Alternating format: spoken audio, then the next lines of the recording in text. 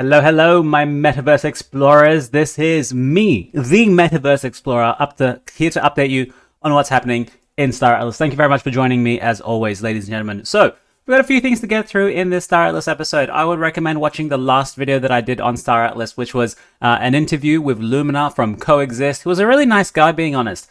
We chatted about what Coexist has been doing for Star Atlas. It was good. And if you might have seen some of the stuff that they've created. These are the videos of like X4s and Rainbow Cheese flying over cities and different skins. I guarantee you, if Star Atlas released the SDK for us to be able to do skins and import them into the Star Atlas metaverse, Coexist would be one of the first people to have ship skins. They already have multiple X4 skins, which is crazy.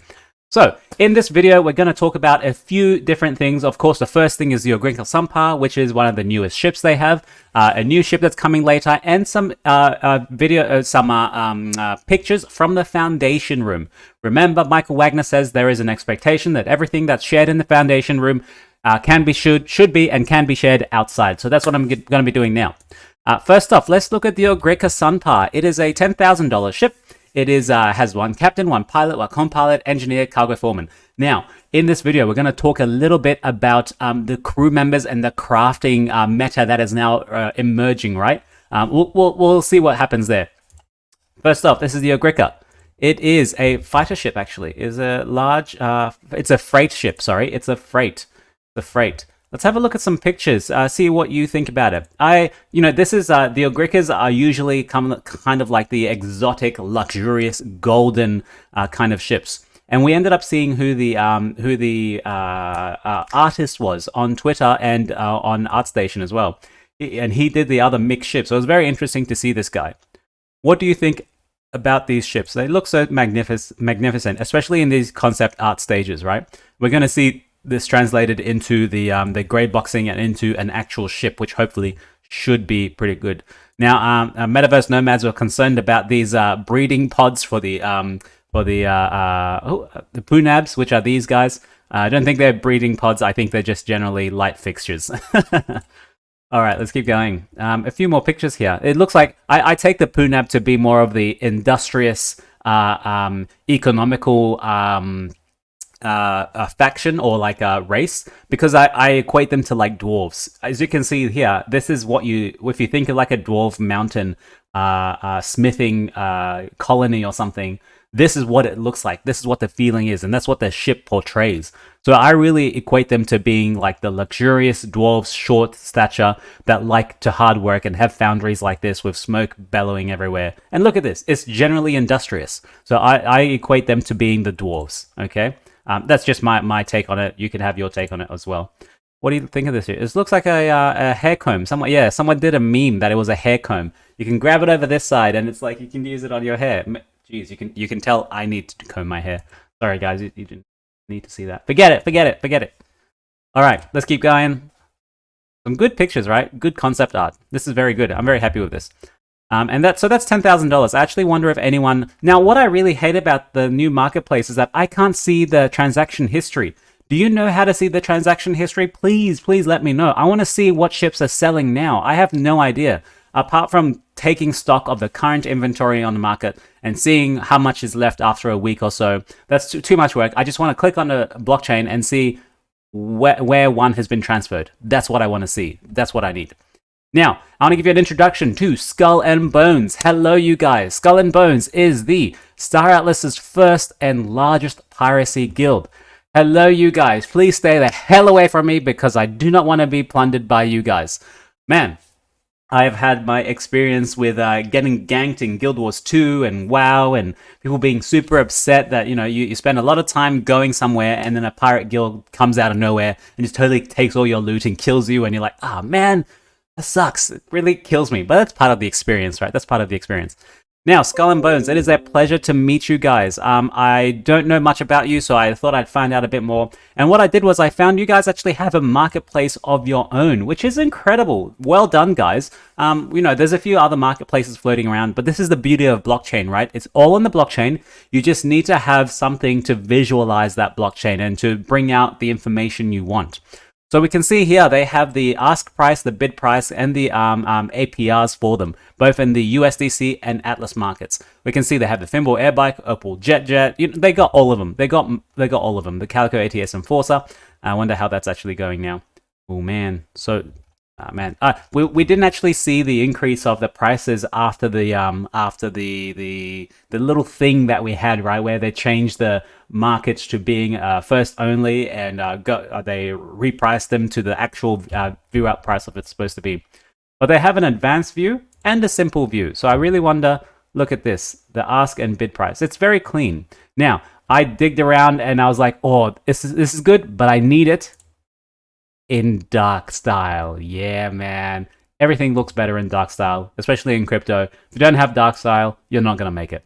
Another thing that I wanted to shout out from Skull and Bones is they have the plank, which is called the burner. Basically, then this is some tool that's also available everywhere in Solana, but it's good that these guys as a Star Atlas Guild have it themselves.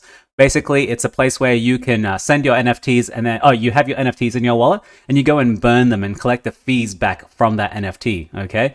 This tool is built to recover Solana from your NFTs you don't want anymore. It only works if you have the permission to burn. Most of the time in Solana, you get these really scam NFTs like Solana Official or Magic Eden Official or Step End Official. Sorry about that.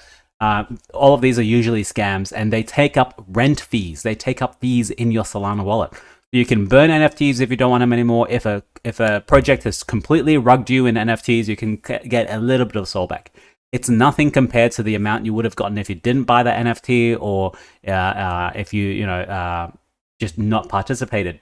But it's something, right? You still get to collect a fee, and you don't get to see the NFT anymore, which is good. You can send it to trash.sol, which is like the unofficial trash wallet of Solana. Everyone just sends all their shit there, but actually, after people send a lot of shit there, it still accrues value because all these NFTs have floor prices, right?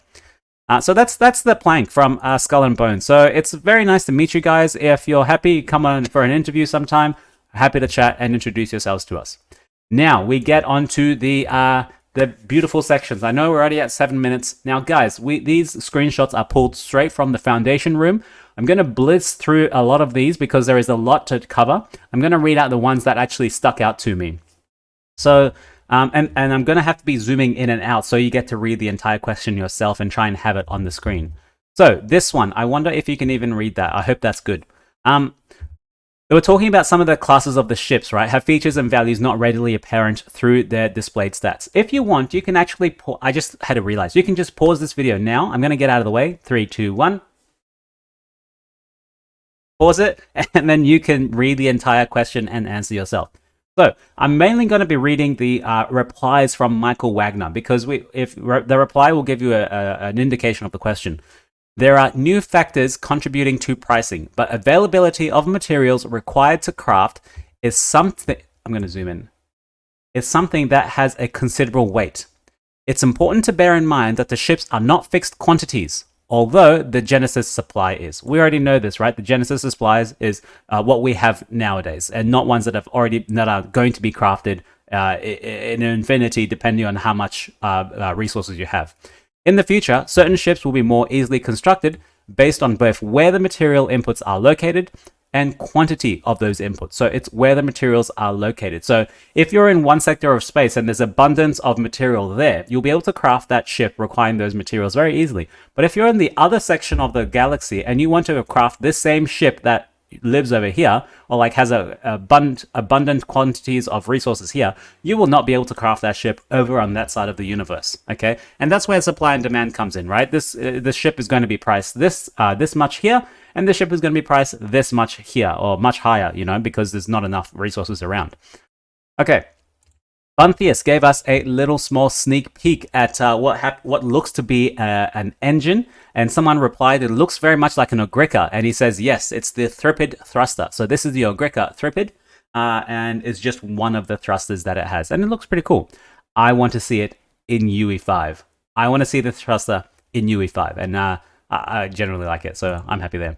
Now, this is a large one, ladies and gentlemen. Look at it. Jesus Christ. This is talking about the ship slots and the crew you need to craft. So the general thought that we had last time was your crew number is going to determine how efficient you're going to be able to craft. Okay, that was the underlying assumption or underlying info conclusion we got from the info, right? And of course, they're coming back and say, no, not actually, because there's nuance to it, right? So my argument was, if you have way more crew members, you will be able to craft at a much faster speed. So if for $1,000 you could buy 300 Thimble air bikes, and that'll give you 300 crew members. Or for $1,000 you could buy a medium class ship that has 5 crew members. If your point is to craft, you're going to craft a hell of a lot more with 300 crew members than the 5 crew members on the medium ship. But the key word is you need hangars to put all these ships in so that you can craft. You might only have a maximum of 5 hangar spaces, okay? And all those Thimble air bikes need their own hangar space, okay? So you'll have 300 air bikes, but you can only put 5 air bikes into your hangar spaces. That's if that's your minimum. So you're only going to have 5 crew there. So what you actually want to do is maximize the ship to crew ratio to have the most amount of members to craft for you, if there are no rarities or differentiation between the crew members. So that's what this is currently talking about now. So this is Chipto. I'm going to read what Chipto is saying because he's actually part of the development of it and everyone else is asking a question. So Chipto says, definitely a bit too early to confirm that level of fidelity, but we are certainly aligned within our team to work towards it in UE5. This includes using realism in our physics modeling for turrets. No problem. I think it's simple for Scream. If you implement a global capacity that gets hit too often, that degrades the gameplay significantly. If the capacity is high and never gets hit, it's not done anything material. If you make it so that it limits what a single player can dock into a starbase, that incentivizes multi-wallet. If we come up with a robust and complex queuing system to address this, it pushes out our development timeline. Regardless, we are taking phased and incremental release approach problem like this. Fleet size. Yes, fleet size is key. It would love to get a bit more info. What size are we going to start? So this is the question here. So Dark is like, so at least for now, bikes are the most efficient crafters. Yes, one crew member is $4 to $8 seems to be the best math in the game. For the current costs on Merpod, I can instead get 200 to 300 crew members docked with air bikes. And Michael Wagner comes back and he says, I'm going to zoom in so you can see. I'm going to zoom all the way in. Except you're going to need 200 to 300 hangar spaces instead of 1. So you won't be able to do it. And Chipto comes in and says it'll be much easier. Oh, sorry, you should be able to see it. Chipto says it will be much easier to get a single OPOD into the game than 300 spaces. Those that then exclaim about multi-wallet, it would respond with the fact that you need to decrease your single account progression or efficiency.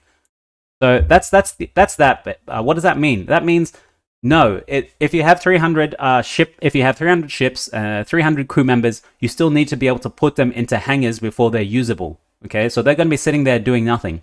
So you only have a certain amount of hangars to work with. You need as much crew members in your hangars for them to be efficient. So get 3 medium class ships and get crew members into them. I think currently the best ship to affordable, the best ship to crew member ratio is the Calico Evac, if I remember correctly. Let's see if I can actually go and find that out at the moment. Let's go to the marketplace. Because when this comes out, right, when crafting comes out, this is going to be the meta. This is going to be the meta. How many crew members and how fast can you craft your stuff? Because they're going to put a time limit on this, right? And it's going to be significant. Okay? Is it loading? It's not loading.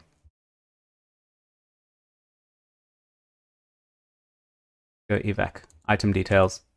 Got 1 pilot, 1 co-pilot, 1 captain, 2 rescue, 1 drone operator. So this is 1, 2, 3, 4, 5, 6. 6 crew members for about $1,000, which is give or take not too bad. I might be off here. If you know the best crew member to ship ratio for cost, let me know. So let's go ahead and keep going here. So is it safe to assume that feature complete models are at least the X4 and the Visus OPOD? X4 for sure. The 2 artists that were working on the OPOD were poached soon after the teaser came out. So it had to be reassigned and is backlogged now, but we're putting effort into another medium-sized ship that is further along and is planned to be fully surfaced and full interior detailed by this showroom launch. But yeah, the majority of the ships in the marketplace will have a representative clay model at scale that can be summoned. So hopefully, did he say at the end?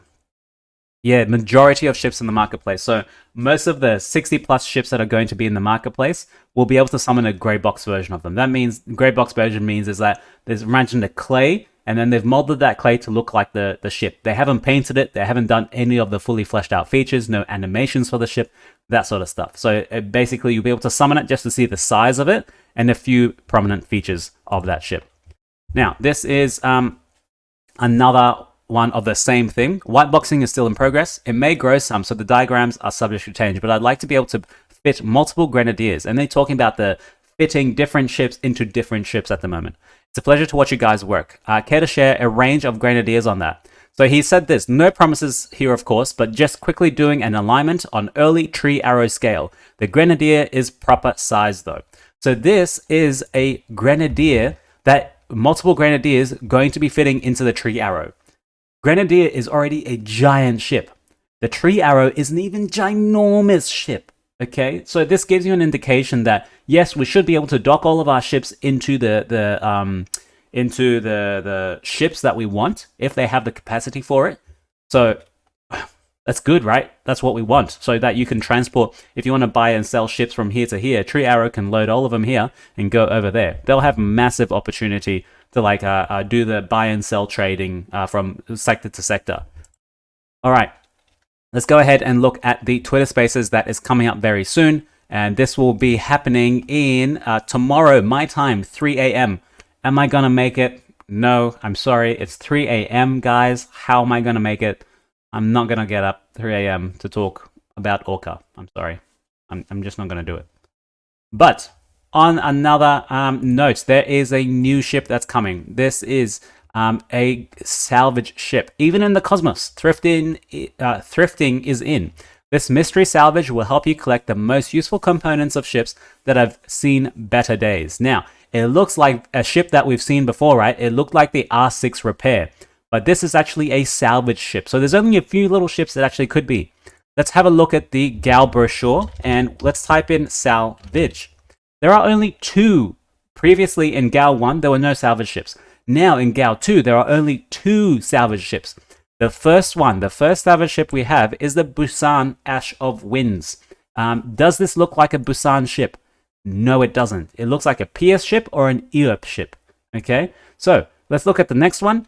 This is a capital ship. It's a PSD9 capital salvage. Capital ship, guys. Is this a capital ship? Does it look like it? What do you think? I think it honestly could be. I think it honestly could be a capital ship. So it's going to be at least $25,000, maybe the $30,000 range. Now, of course, I don't think many people are going to be purchasing this. Actually, you know, maybe 1 or 2 people might purchase this because this is going to be the first salvage ship available. They will have a very unique role, right? They'll be able to salvage stuff. Really, we don't actually know what that means. We don't know what the technicalities of that mean. When ships get blown up, you'll be able to loot those contents, right? By the person who blew them up. Hopefully they're not going to leave anything there. So a salvage ship, like, we don't know. Are they going to just be trolling the battlefield? I don't know. Where is the ROI on this ship? Like, for fighters, you can go and fight. Freighting, you can do a freight ship, freighting from here and there. For salvage, I don't know yet. Obviously, I'm not going to buy one because I don't have the cash for this, but maybe you guys are. Okay, I'm going to leave it here. Thank you very much for watching my videos. Thank you very much for liking and subscribing. This has been MetaVerse Explorer. Make sure you check out some of the other videos, especially the Lumina video from yesterday from Coexist. Your pirate guild, what do you call it? Skull and Bones. Nice to meet you guys. Please come onto the show. Let's have a talk. And Funcracker, Prometheus as well. I want to chat to you from Aephian. So, this has been MetaVerse Explorer. Ciao.